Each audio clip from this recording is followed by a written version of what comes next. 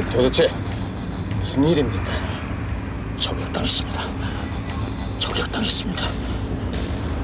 각하가 돌아가셨단 말씀입니까?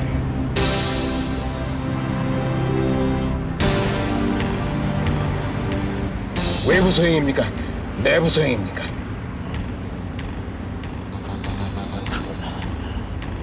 저도 정신없어 잘 모르겠습니다. 하지만 돌아가신 건 확실합니다. 야, 빨리 몰아.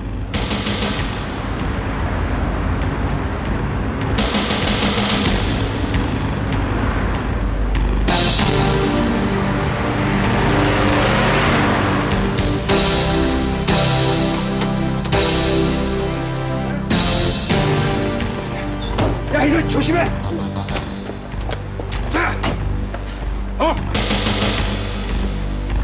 자! 링만! 안녕하십니까, 고원정입니다. 밤새 안녕하셨습니까 하는 평범한 인사 한 말이 새삼스런 무게로 다가올 때가 있습니다. 1979년 10월 26일 밤이 그랬습니다. 바로 그날 밤 현직 중앙정보부장의 손에 현직 대통령이 살해된 것입니다. 김재규 정보부장이 유신의 심장이라고 일컬었던 박정희 대통령은 추정 시간으로 저녁 7시 55분에 절명했습니다. 그러나 그날 밤 당시 대통령이 이끌어왔던 유신 체제 자체는 여전히 존속되고 있었다는 사실을 잊어서는 안 될 것입니다. 국력을 조직화하고 능률화한다는 것이 원래 유신의 명분이었습니다. 그렇다면 유신 체제의 손발이었던 당시의 국정 담당자들은 대통령의 죽음이라는 국가적 위기 상황 앞에서 과연 얼마나 능률적으로 조직적으로 대처할 수 있었을까요? 그 하룻밤 사이 그들의 움직임은 이 나라의 운명을 좌우할 수 있는 중대한 것이었습니다. 오늘 우리는 대통령이 저격당한 7시 40분경에서부터 다음날 새벽 4시까지 약 8시간 동안 그들이 무엇을 했는지 세밀히 관찰해 보고자 합니다. 그날 밤의 무대는 결코 넓지 않았습니다.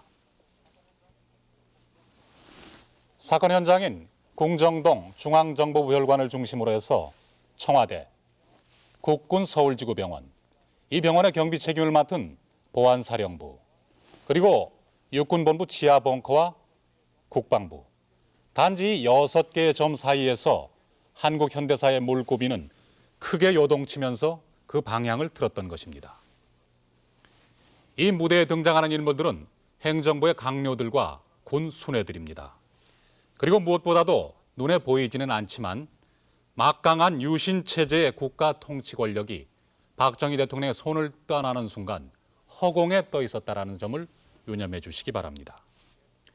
이날 궁정동 만찬에는 대통령을 비롯해서 차지철 경호실장, 김계원 비서실장, 그리고 김재규 정보부장이 참석했습니다. 같은 시간 만찬장에서 50m 정도 떨어진 본관 별채 식당에는 정승화 육군 참모총장이 김재규의 초대를 받아서 김정섭 차장보와 함께 식사를 하고 있었습니다. 정 총장의 회고에 따르면 당시 정 총장은 궁정동에 대통령이 와 있다는 사실을 몰랐다고 합니다. 총격 후 김재규는 정 총장에게로 가서 함께 서둘러서 차를 탑니다. 원래 그는 중앙정보부로 갈 생각이었습니다. 그러나 계엄령을 발동하려면 육본으로 가야 한다는 정 총장의 말에 따라서 이들은 육군본부로 방향을 돌리게 됩니다. 일본 사령관, 잘 들으시오. 지금 즉시 그쪽의 모든 작전을 중지하시오.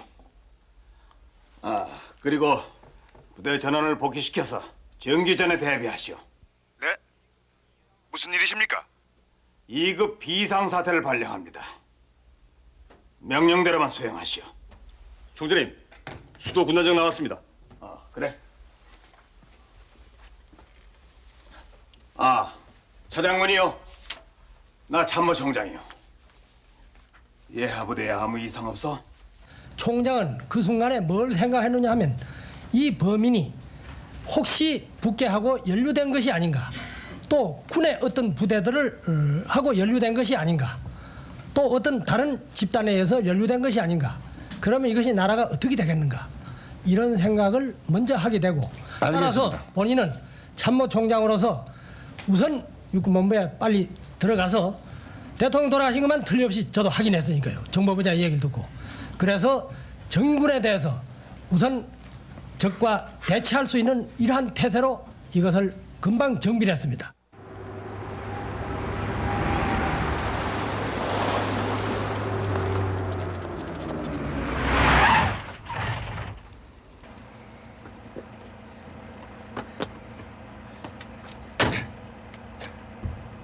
자, 경호차장! 이거 어떻게 된 일입니까? 저 경호차장 빨리 찾아와. 저 아까 그 총소리와 혹시 관계가 있는 일입니까? 국무총리한테도 빨리 연락해. 예. 내무장관도, 외무, 법무, 국방장관들도 들어오라고 해. 예. 저 수석 비서관들도 즉시 소집하도록 하시오. 예, 즉시 연락하겠습니다. 예, 알았어요. 정 총장, 급한 일은 도대체 무슨 일이오? 장관님.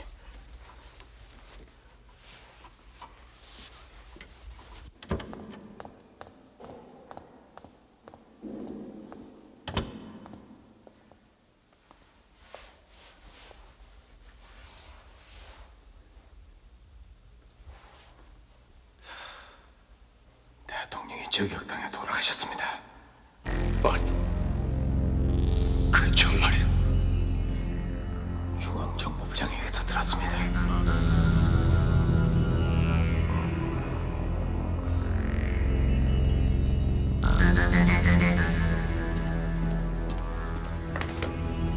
여기는 들어갈 수 없습니다.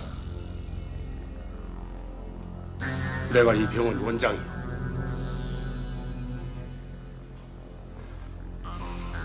연락을 받고 왔어. 중요한 환자인 것 같은데 내가 봐야 되지 않겠소? 들어갈 수 없습니다.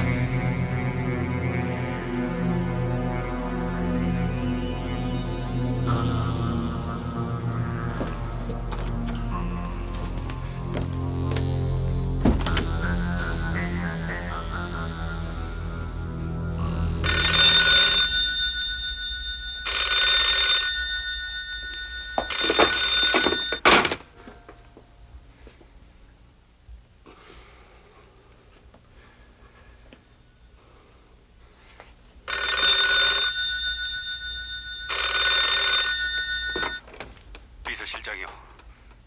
아, 네.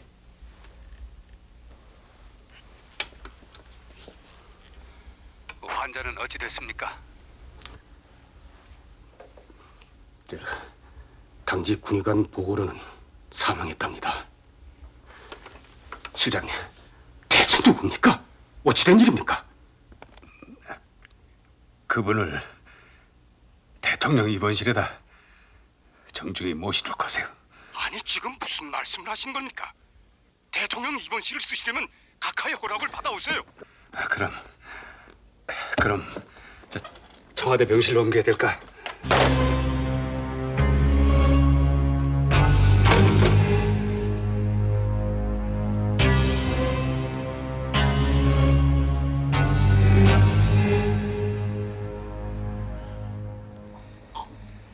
이거 정말 답답하구만. 어찌된 사정이지 김 부장도 모른단 말이오. 차차 알게 되겠죠. 이봐! 네? 물 좀 넣어와. 알겠습니다. 어쨌든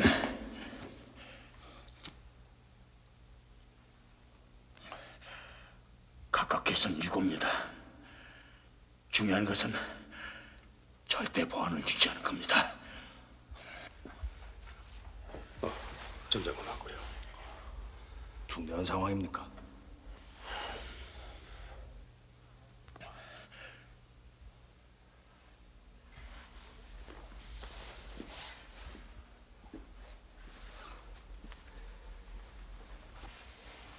아무래도 각각께서 사고를 당하신 것 같소.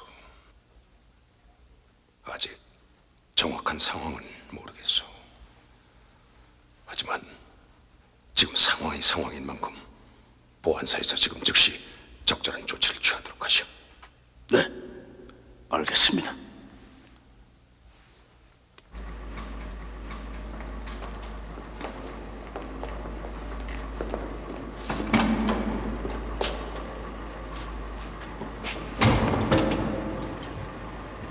비서실장, 보안처장, 대공처장 즉시 대기시켜. 예, 알겠습니다.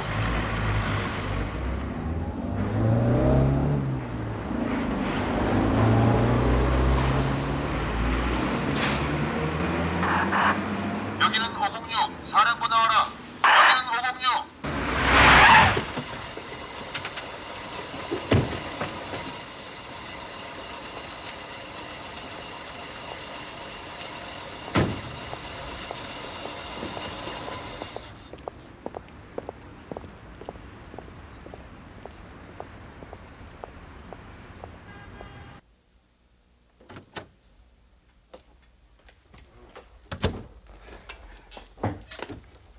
어서 오십시오.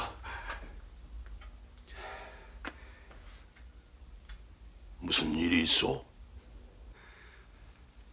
총리님, 저 만찬장에서 김재규 부장과 차지철 시장이 싸우다가 김재규가 잘못 쏜 총에 각하가 맞았습니다. 돌아가셨습니다.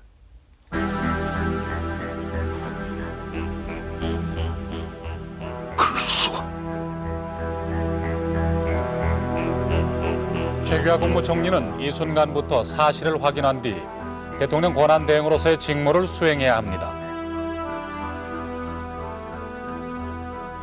대한민국 헌법 제4장 48조는 대통령이 고리되거나 사고로 인해 직무를 수행할 수 없을 때 국무총리, 법률에 정한 국무위원 순으로 그 권한을 대행한다고 규정하고 있기 때문입니다.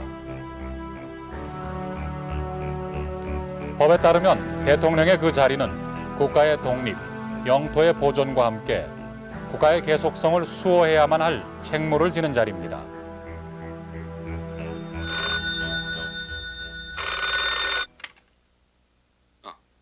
김 원장? 지금 감시받고 있죠? 제가 묻는 말에 예스 노로만 대답하세요.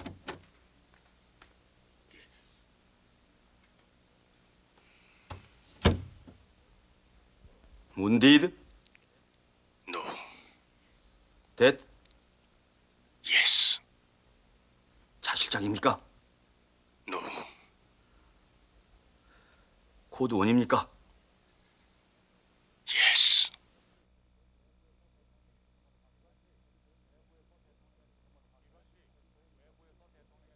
이것이 외부에서 대통령의 죽음을 확인한 최초의 일이었습니다. 혹시나 대통령일 수도 있다.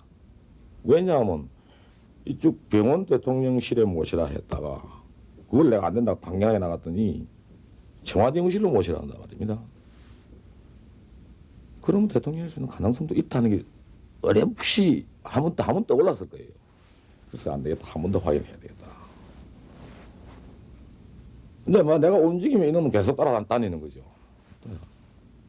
어디 갑니까?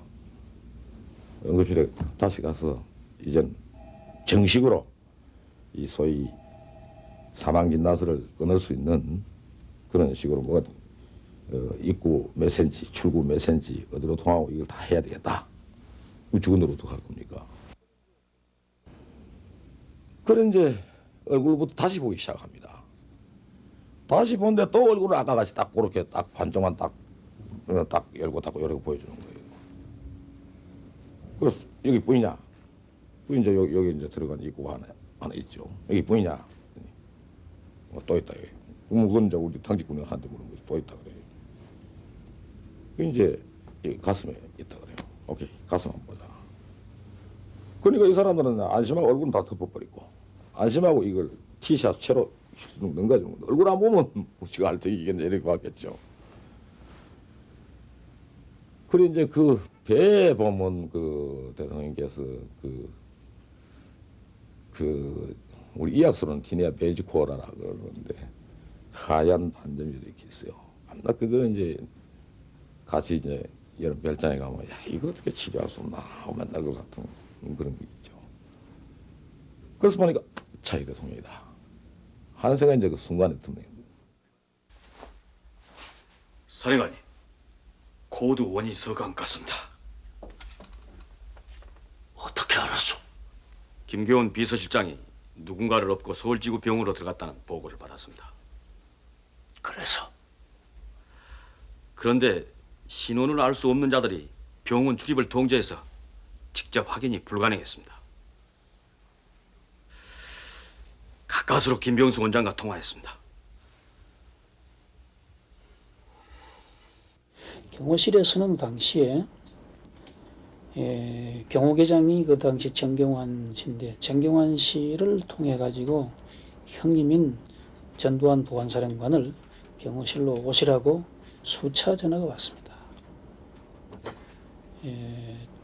지금 보안사령관께서는 육군본부 상황실에 계시다 하고 이렇게 비서실에서 답변을 하니 경호실에서들 뭐라고 얘기하냐면은 어차피 거기 있는 사람들도 전부 경호실에 올 텐데 사령관 보고 빨리 좀 경호실에 들어오라 그래달라 이런 얘기를 했다고 말을 듣고 보니 역시 경호실이 일을 저지르고 보안사령관도 자기 편으로 끌어들이기 위해서 찾고 있구나 하고 생각을 했죠.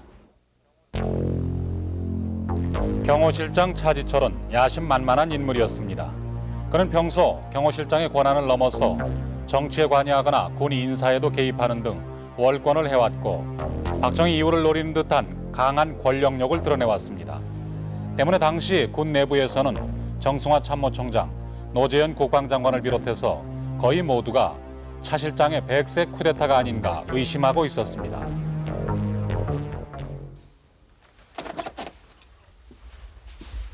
자동차 불러. 6번으로 가겠다. 알겠습니다.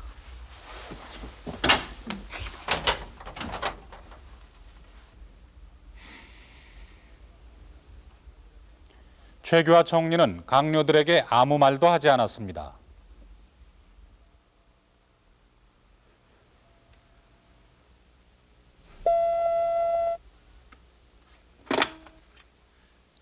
실장님, 6번에서 전화입니다. 2번으로 받으십시오.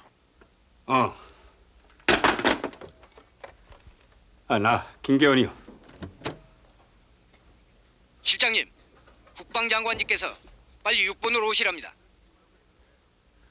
강요들 이리 오라고 했는데 국방장관도 청와대로 오시라고 하게. 부장님. 경호실이 있는데 청와대로 들어가는 건 위험할지 모릅니다. 김 실장, 다 끝났는데 거기 뭐 하러 합니까? 국방장관 참모총장 여기 다 있습니다. 김 실장 이리 오세요. 김재규 쪽에 국방장관과 참모총장이 함께 있나 봅니다.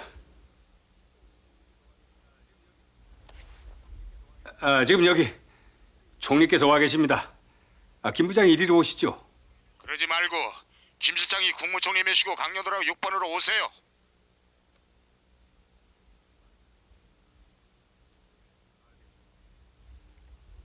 알겠소.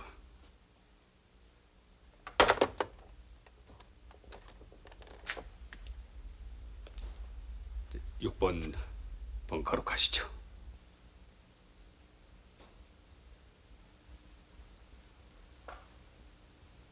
그럼 거리로 갑시다.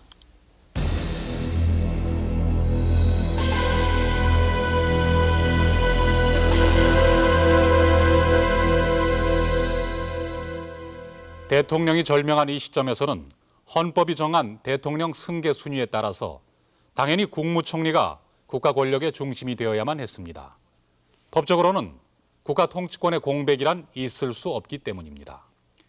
그러나 당시 총리는 김재규가 군을 장악하고 있는 게 아닌가 하고 의심하면서도 김재규를 따라서 6번으로 갔습니다. 김계원 비서실장은 총리에게 경호원조차 별도로 붙이지 않았습니다. 그 시각 총리는 단순한 총리의 신분이 아니라 통치권 보호 차원에서 보호받아야만 했습니다. 이런 상황이 무엇을 의미하는 것이겠습니까? 도저히 있을 수 없는 일이 이날 밤 일어났다는 뜻입니다. 국가 통치권을 인수받아서 행사하는 사람이 실제로는 아무도 없었다는 얘기입니다. 대통령이 사망한 7시 55분 이후 대한민국은 최고 권력의 진공 상태에 놓여 있었던 것입니다.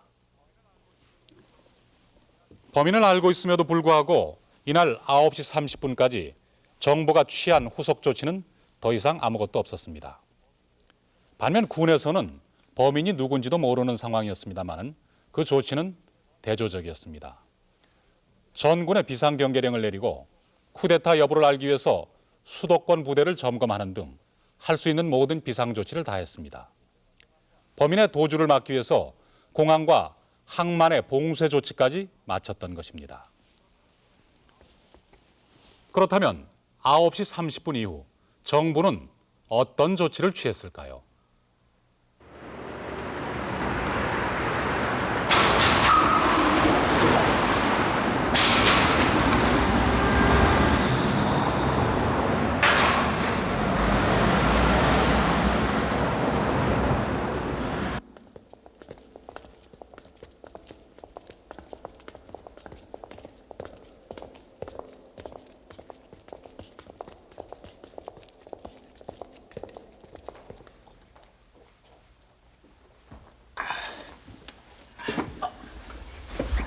기다리십시오.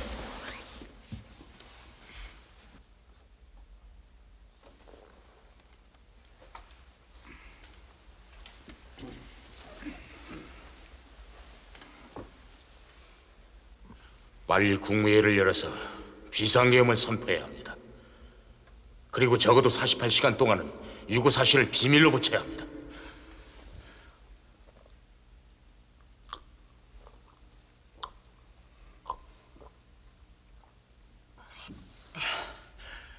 미국에도 알려서는 안 됩니다. 이유가 뭡니까? 김일성이가 남침할 가능성이 충분히 있습니다.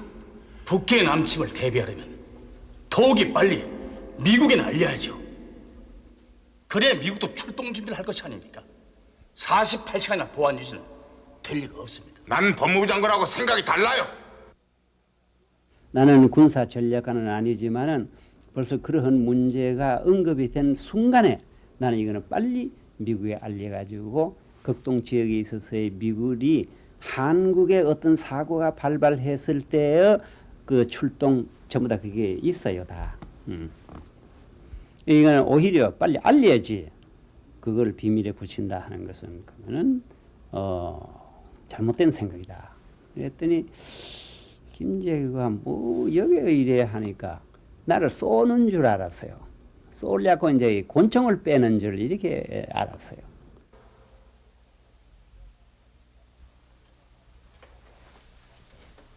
최규하 총리는 범인이 김재규란 사실을 노재현 국방장관에게도 말하지 않았습니다. 어쩌려고 각할 쏘았어. 계엄 선포를 빨리 서둘러야 합니다. 계엄으로 사태를 장악하고 재단 신뢰 계엄사령부 간판을 혁명위원회로 바꿔달 생각입니다. 군사혁명으로 유도를 해야죠.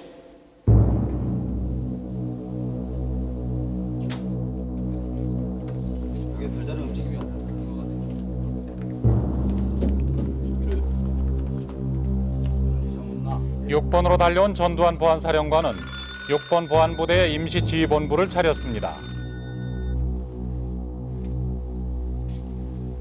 전방부대 상황은? 네, 아직까지 별다른 병력의 움직임은 없습니다. 경호실 동태는? 아직 조용합니다.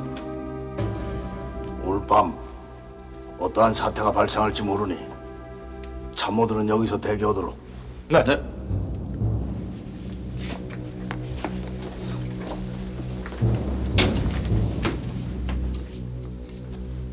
장관들은 아직도 지하 방카에 있나? 예, 국무회의를 소집할 모양입니다.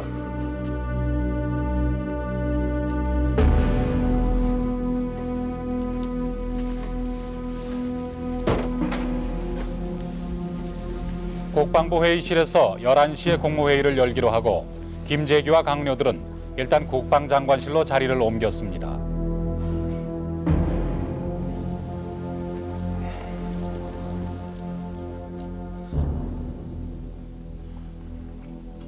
계엄을 선포한다고 하더라도 사유를 분명히 밝혀야 하는데 대통령의 서거라고 해야 할지 유고라고 해야 할지. 유고로 하시죠. 서거 사실은 계엄군이 완전히 배치되고 난 후에 알리는 게 좋겠습니다. 유고라뇨? 그건 안 됩니다. 대통령이 유고라면 국내에 혼란이 생깁니다. 그냥 치안상의 이유라고 하면 되지 않습니까? 부마 사태도 수습 국면이고 데모도 없는데 어떻게 그런 이유를 대겠소? 아니면 사유를 명시하지 말고 긴급 사태라고 해도 돼요. 소련은 브레즈네프의 행적을 일주일이나 발표하지 않은 적도 있습니다. 가급적 빨리 27일 0시를 기해서 계엄을 선포합시다.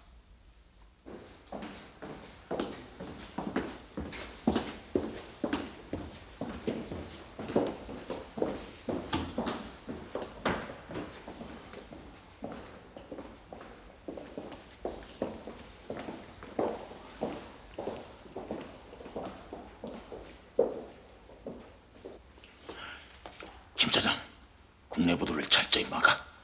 무엇보다도 외신이 전원 날리는지 잘 관리하라고. 네, 알겠습니다.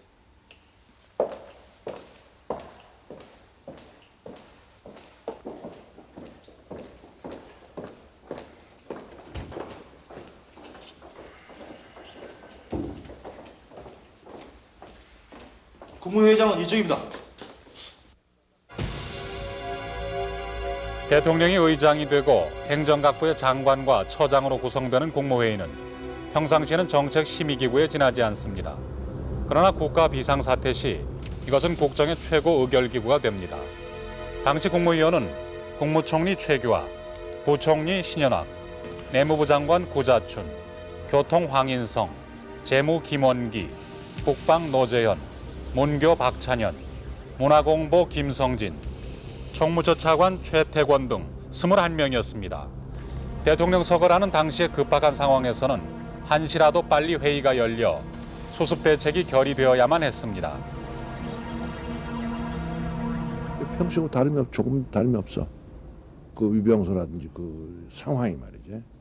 회의실에 들어가니까 국무위원이 한 너댓 명 앉아 있어요. 그런 상황이었어. 다른 특별한 증언은 발견할 수가 없었습니다. 어떤 대화를 하셨습니까? 대화야 나야 도착하자마자 먼저 온 사람도 뭐 오늘 밤중에 무슨 국무회의요 그랬단 말이야. 글쎄 우리도 몰라 그러면 아니 의제가 뭔데 했단 말이야. 우리도 몰라 그래요. 고만이죠 그뿐이죠. 뭐 쳐다보고 있어서. 그때부터 계속 기다리셨습니까? 아 그렇지 쭉 계속 있는 거지. 아 참. 아이 국방부에서 국무회의를 한다. 이 전례가 없는 일인데. 이 혹시 전시 상황 아닐까요? 그러게 말입니다. 뭔가 큰 일이 벌어진 것 같기는 한데, 아니 누가 말을 해줘야죠. 이 11시가 훨씬 넘었는데, 저 안에서 대체 뭐들 하는 거지? 어서 오시오. 어떻게 세요? 김계원 실장이 국무회의에 들어오면 이 계엄 사유에 대해서 김 실장이 설명해 줬으면 좋겠는데. 제가요? 비서실장은 국무위원이 아니지 않습니까? 제가 국무회의에서 발언할 수는 없습니다. 내가 들어가겠어. 내가 설명을 하겠어.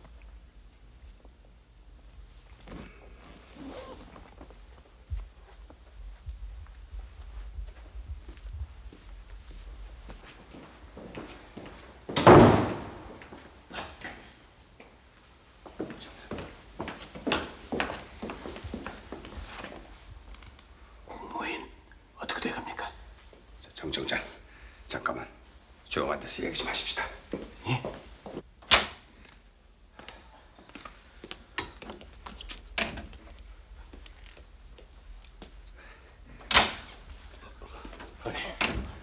어찌된 일이오?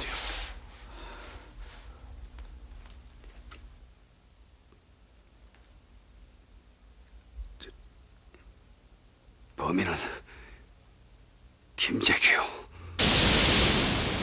뭐요?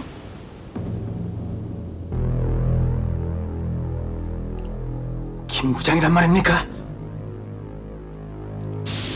각하는 김 부장 총에 맞았습니다. 제가 병원으로 옮겼습니다만은 이미 운명하신 뒤였습니다.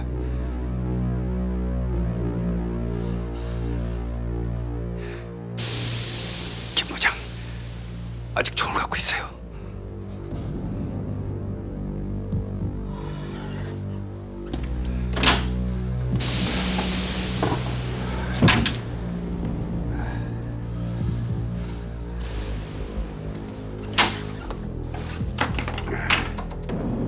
후일 김계원은 법정 진술에서 이때서야 군 측의 범인을 알린 것은 그때까지 말할 기회가 없었기 때문이라고 했습니다. 김재규의 범행은 뜻밖의 일로 받아들여졌습니다. 박 대통령과 김재규는 같은 고향에 같은 일본군 경력에 육사 2기 동기라는 인연을 갖고 있었습니다. 게다가 그는 대통령의 많은 배려를 받아온 처지였습니다.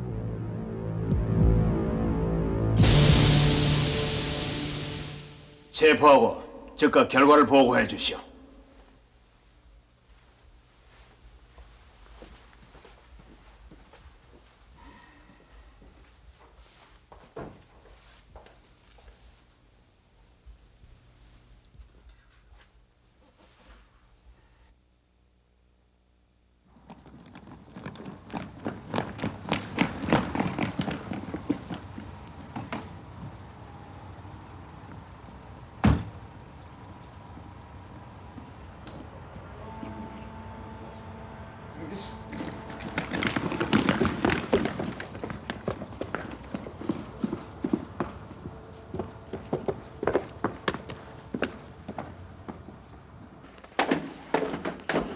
어디서 기다리나? 총장님께서는 6번 지하 벙커에서 기다리고 계십니다.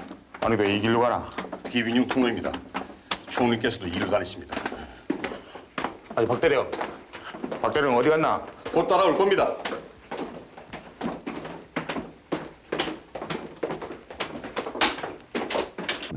정보부장은 그때 참모총장이 부른다고 해서 아마 참모총장이 무슨 또 협의할 일이 있는 줄 알고 나왔겠죠. 그러나 대기하고 있던 차에 타는 순간 아무 소리도 없고 차에 이제 그냥 탔죠. 탄 후에 무장을 해제해서 제가 그 권총을 가지고 체포한 보고를 총장한테 가서 했죠. 제가 이제 체포 보고를 하고 있는데 바로 김기현 실장이 그때 이제 그 현장에 오셨어요. 와가지고 자기도 그 현장에서 사건 현장에서 권총을 가져왔다고 권총을 그때 내놓더만요. 예.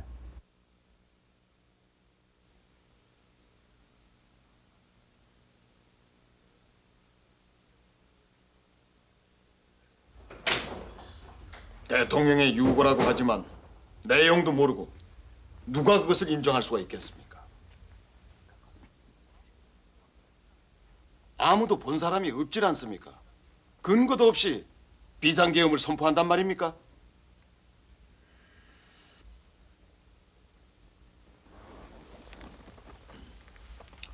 가봅시다. 김 실장이 안내하시오. 시신 확인을 결심하는 데만 걸린 시간이 4시간. 김재규 체포를 보고받은 다음이었습니다. 대통령의 사망을 확인함으로써 새로운 대통령 권한대행이 승리를 하게 되는 거죠.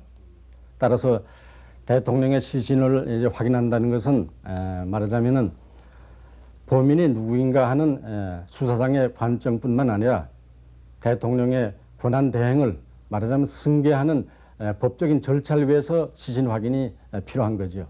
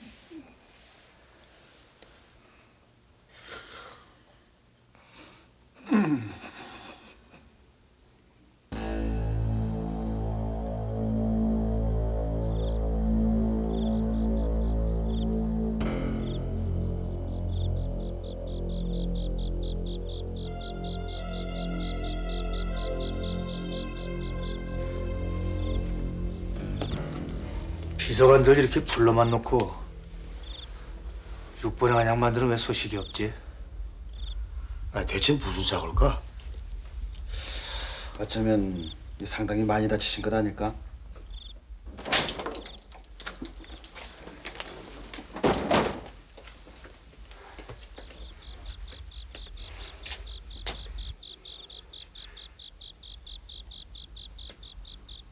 여러분, 대통령 각하께서 서거하셨습니다.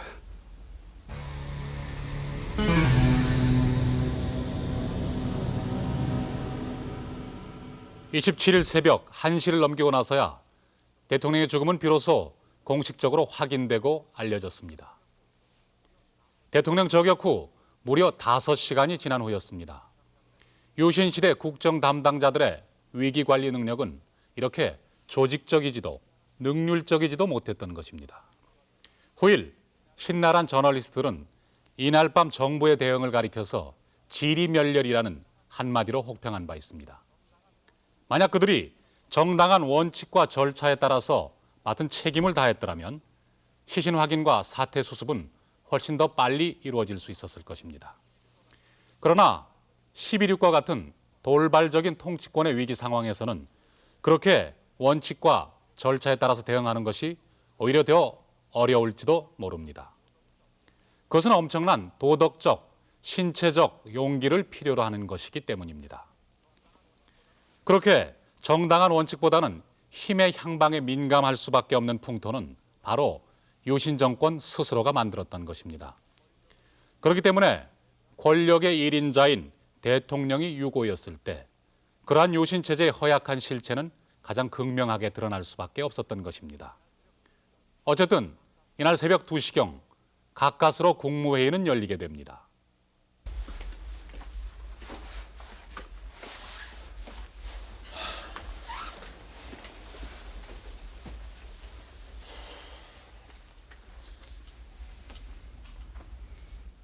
박 대통령께서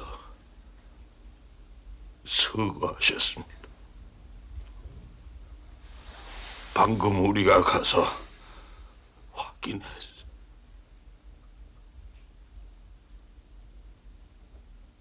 잠깐만 계십시오. 제가 먼저 얘기하겠습니다. 우리가 여기서 분명히 해야 할 일이 있습니다.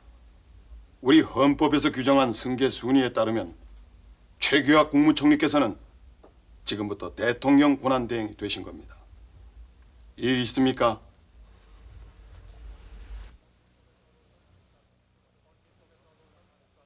혼미 속에 떠돌던 국가 통치권이 6시간 만에 공식적으로 제자리를 찾는 순간이었습니다. 국무회의에는 비로소 비상겸의 안건이 상정될 수 있었습니다.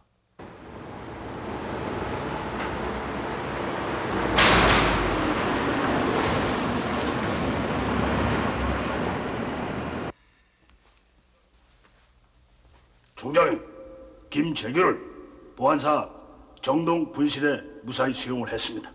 6번에 와 있던 김재규 수용원들도 모두 체포했습니다. 수고했어, 전 장군. 그렇지만 이제부터 전 장군의 책임이 커요. 수사를 확실히 해서 하루속히 사건의 전모를 밝혀주시오. 김재규가 의외로 쉽게 범행을 시인하고 있습니다. 각하께서 피격당하신 곳은 바로 궁정동 중정별관이었습니다. 그래요? 청와대가 아니고? 네. 시해 현장을 조사하기 위해서 보안사가 궁정동을 좀 접수했으면 합니다. 병력이 필요합니다. 청와대 경호실 직속인 33 헌병대 병력을 보안사로 좀 배속해 주시면 좋겠습니다. 알겠어. 그렇게 하시오. 33 헌병대. 이로부터 46일 후인 12월 12일에는 바로 이 33 헌병대가 참모총장의 공관으로 정승화 총장을 체포하러 가게 됩니다.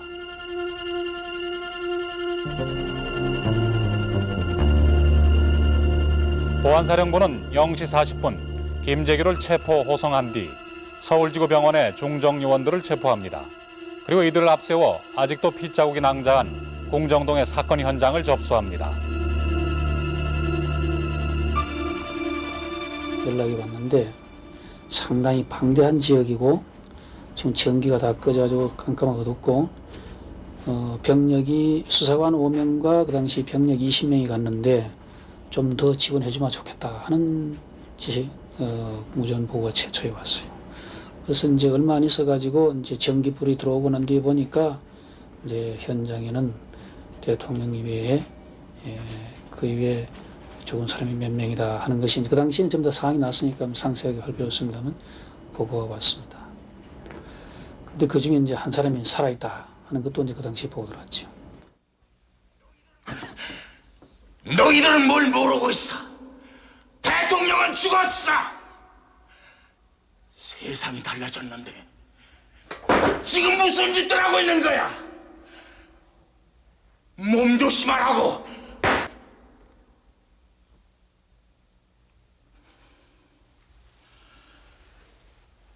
각하께서 너무 심했어.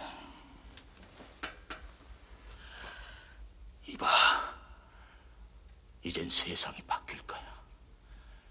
내가 바뀌게 한 거야. 이젠 좋은 세상이 올 거라고. 김재규의 범행은 과연 합수본부의 발표처럼 단순히 우발적인 것이었을까요? 그의 법정 진술을 토대로 또 다른 분석도 가능합니다. 법정에서 그는 늘 자유민주주의의 회복과 한미 집단 안보의 개선을 동기로 꼽았습니다. 그의 판단의 배경이 되었을 것은 당연히 당시의 국내외 상황일 것입니다. 당시 국내에서는 반유신의 분위기가 급격히 확산되고 있었습니다. 1978년 12월 총선에서는 야당이 집권당을 누르고 승리했습니다. YH 사건, 김영삼 총재 제명 사건을 거치면서 민심이 박정희 정권에게서 떠나고 있음이 여실히 보이고 있었습니다. 그 민심은 부산과 마산 일원에서 마침내 거대한 시민 시위로 폭발해 나오고 있었습니다. 김재규는 그 현장에서 밀란의 모습을 보았다고 했습니다.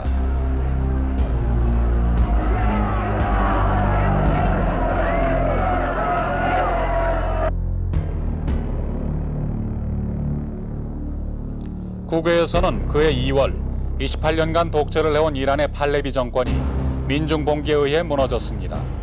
5개월 뒤인 7월에는 니카라구아에서 43년간 철권 정치를 펴온 소모사가 역시 민중봉기에 의해 정권을 내놓습니다.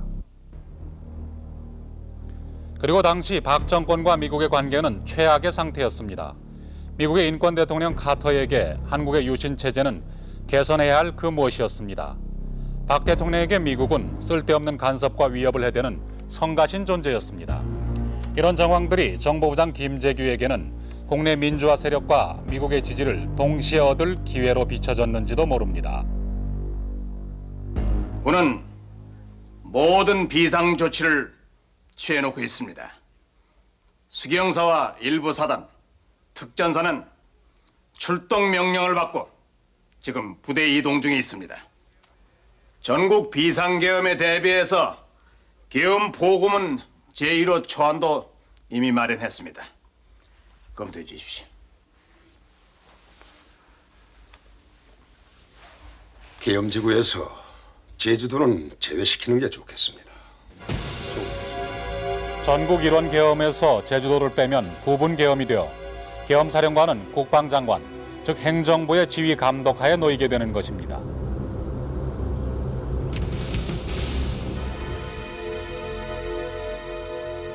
권력은 힘겨루기로부터 시작됩니다. 김재규는 후일 최후 진술에서 예언처럼 이런 말을 남겼습니다. 현재 우리나라에는 중심 세력이 없다. 이런 상태가 가장 위험하다. 힘센 놈이 와서 밀면 또 넘어간다. 라고 말입니다. 야, 이 새끼야! 바른 대로 말해.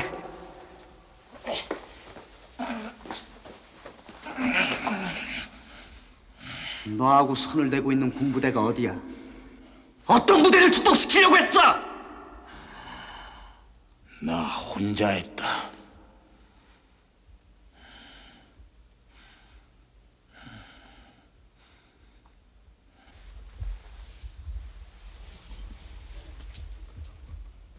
김성진 장관이 초안한 계엄 발표문에 이의들 있으십니까?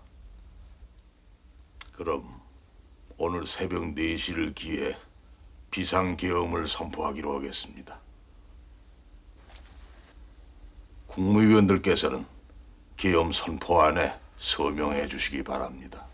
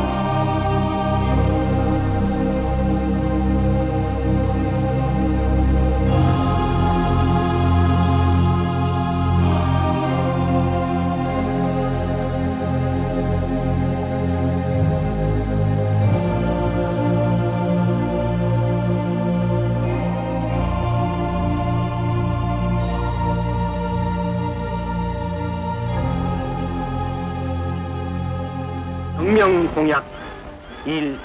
반공을 국시의 제1위로 삼고 지금까지 형식적이고 구호에만 그친 반공 태세를 재정비 강화한다.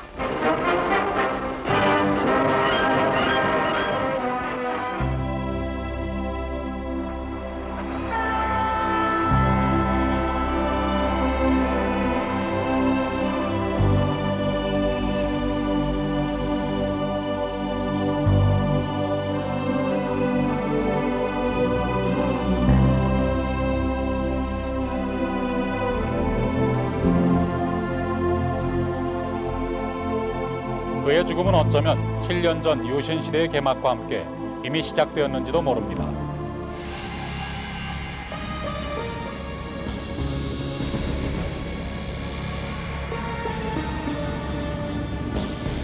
유신헌법이 대통령에게 부여해준 절대 권력을 지키기 위해 그가 택한 것은 채찍과 몽둥이였습니다. 공권력으로 국민의 모든 비판을 봉쇄하려 했던 것입니다. 유신 비판은 국가에 대한 범죄로 간주되었고 가장 정의롭다는 법의 이름으로 처단됐습니다. 법이 죄인으로 규정했으나 스스로를 희생자로 여기는 그들을 세상에서는 양심수라고 불렀습니다. 유신 시대는 바로 그 양심수를 양산해낸 시대였습니다. 제야 정치인, 지식인, 문인, 종교인들은 그들의 사회적 사명감 때문에 저항하고 핍박받았습니다. 통제된 사회에서도 그들의 이름은 기억되었습니다.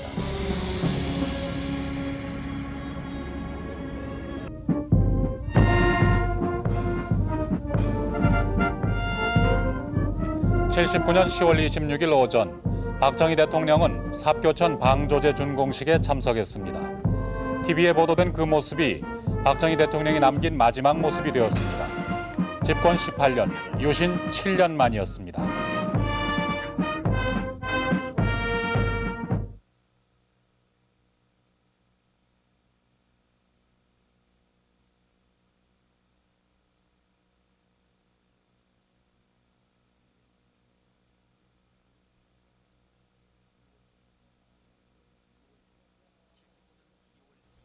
(79년 10월 26일) 밤 11시에 긴급 소집된 임시국무회의는 최규하 권한대행에게 말 그대로 권한은 넘어왔으나 그가 권력까지 가진 것은 아니었습니다. 27일 오전 4시를 기해 제주도를 제외한 전국 일원에 비상계엄을 선포키로 의결했습니다. 비상계엄 사령관에는 육군참모총장 정승화 육군대장을 임명했습니다. 이 발표는 대통령 권한대행 최규하 국무총리의 이름으로 발표되는 것입니다. 계엄령에 의해 보안사는 지금 이 시간부터 합동수사본부의 업무를 맡게 되었소. 우선 중앙정부부의 기능을 정지시키도록 하시오. 네, 알겠습니다. 그리고 정보부, 치안본부, 검찰, 국내 모든 정보기관들의 책임자들을 오전 7시 30분까지 사령부로 소집하시오. 이제부터 국내 모든 정보 보고는 합동수사본부로 일원화할 것입니다. 전두환 합수본부장을 중심으로 해서 허화평, 허삼수, 이학봉, 정도영, 권정달, 이상현 등 당시 합수본부의 간부들은 머지않아 신군부라는 이름으로 일컬어지게 됩니다. 그때 정황이 불행하게도 국가원수를 시한 범인이 중앙정보부장이었기 때문에 초기 단계부터 중앙정보부 자체를 하나의 범인으로 몰아가지고 완전히 무력화시켜버렸죠. 차장, 국장을 전부 잡아다가 보안사령부 서빙고에 집어넣어서 조사를 시키고 그 정보부 위에 보안사령부에서 통제관이 나가가지고 정보부를 완전히 통제하고 엄연히 그 당시 이희성이라는 분이 정보부장을 하고 있었지만은 사실은 보안사령부 다시 말해 합수부에서 합수부 통제관 나간 사람이 있었어요. 그 사람들이 정보부 일을 다 하기 때문에 결국 합수부가 정보부를 타고 앉아서 완전히 그런 최고 권력기관이 된 겁니다. 합수본부장 전두환 중장은 이듬해 4월 중앙정보부장을 겸임합니다. 그해 5월에는 국보위 상임위원장이 됩니다. 그해 8월 6일 그는 대장으로 진급하고 8월 22일에는 전역식을 갖습니다. 그리고 그 사흘 뒤인 8월 25일 전두환 예비역 육군 대장은 11대 대통령 후보로 단일 등록합니다.